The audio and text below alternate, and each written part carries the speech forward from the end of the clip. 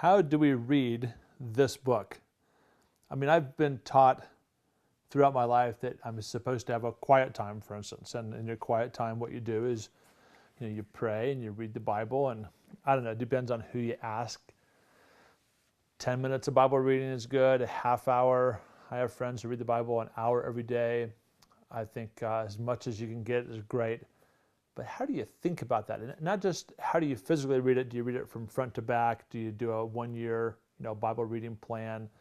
Do you read a bit of the Psalms and Proverbs every day? Not just that, but how do you think about what the Bible is, and then based on what you think it is and what its purpose is, you read it.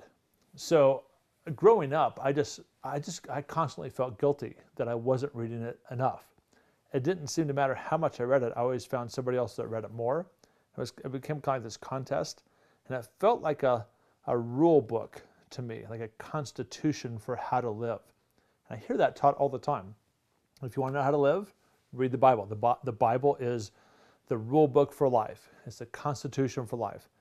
And while there's some truth in that, I think it misses the heart of the Bible, misses the purpose of why it's written. I mean, assuming that you agree with me that it's inspired by God, that the Spirit of God actually kind of breathed it through physical, men, real people in context over maybe 1,400 years of time. If you assume that, and agree with that point, then you kind of go, well, then what was God's heart? Why does God want you to read? Why does God want you to read the book? That'd be a good question to ask. Why does God want you to read the Bible? I actually believe it's more of a conversation than a constitution. It's more of a conversation. God is speaking to us, and He's interacting. And actually, if you notice, people are speaking back to God as well. There's some funny conversations even in the Scripture. Paul, sometimes will say something and then he kind of backtracks, or he'll say, "This is my flesh," not really God speaking, but it's in the Bible. So is that God speaking that it's not God speaking? It's kind of a funny thing. I think if we view the Scripture as a conversation between God and human beings, it makes us less ready to land on firm doctrines that we debate based on some Scripture we found in Romans, because conversations are open-ended. Conversations are exciting. Conversations, sometimes you do backtrack. You overstate and then you back up. Lots of overstatements of the Bible. There's hyperbole. There's comedy.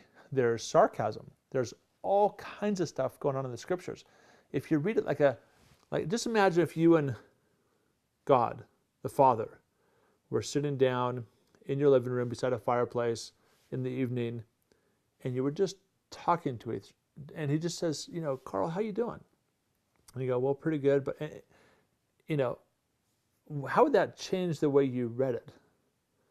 Because then you could read, for instance, the book of Acts, and rather than thinking, "Oh, okay, so in Acts chapter 2, they broke bread first, and then they prayed, and then they took up an offering, and then and so we should do the same thing in our church." I grew up in a kind of an era in the 70s where a New Testament church was the thing to be. Well, I mean, what about a New Testament church are you going to be? Are you trying to? The New Testament church was a mess. So factions, dissensions, envy, strife, sleeping around. All the terrible stuff that goes on today went on then too. So I think what we were trying to say is we want to be real. So the Bible's the same way. Sometimes I'll find myself totally engrossed in some part of it, and I'll read it for 2 hours, and I actually get lost in it. Literally I get lost in the Scriptures. I love that. But sometimes I'm in a hurry, and I open it up, and I even do the, Bible bingo thing. You kind of plop open a Scripture, and you look somewhere, and you hope for some bit of wisdom. That works about, 50% of the time. Sometimes it's some real obscure verse. Sometimes I'll read through Psalms, I'll read Proverbs. Sometimes I focus on the Gospels. I actually read our last 5 years in Lebanon. So from about 99 to 2004, I read the Gospels, all 4 Gospels, Matthew, Mark, Luke, and John. Matthew, Mark, Luke, and John, over and over and over, and was looking for different things from the life of Christ, different things that Jesus did and said, and how He did them, and how He said them.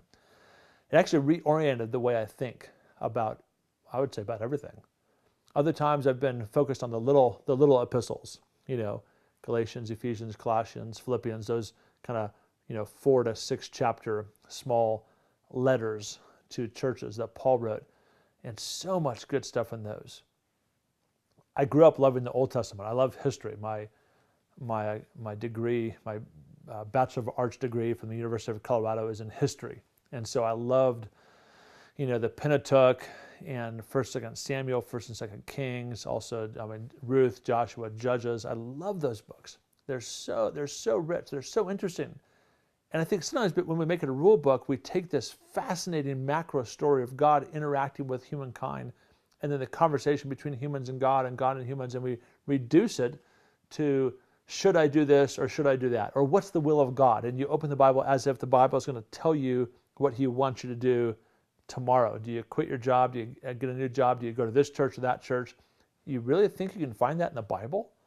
I mean, there are principles for sure how to live your life.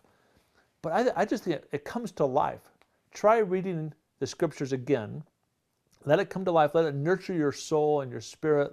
Let it feed your insides by thinking of it as a conversation between you and God. Imagine yourself sitting down and hearing God speak to you rather than thinking, should I do this or should I do that?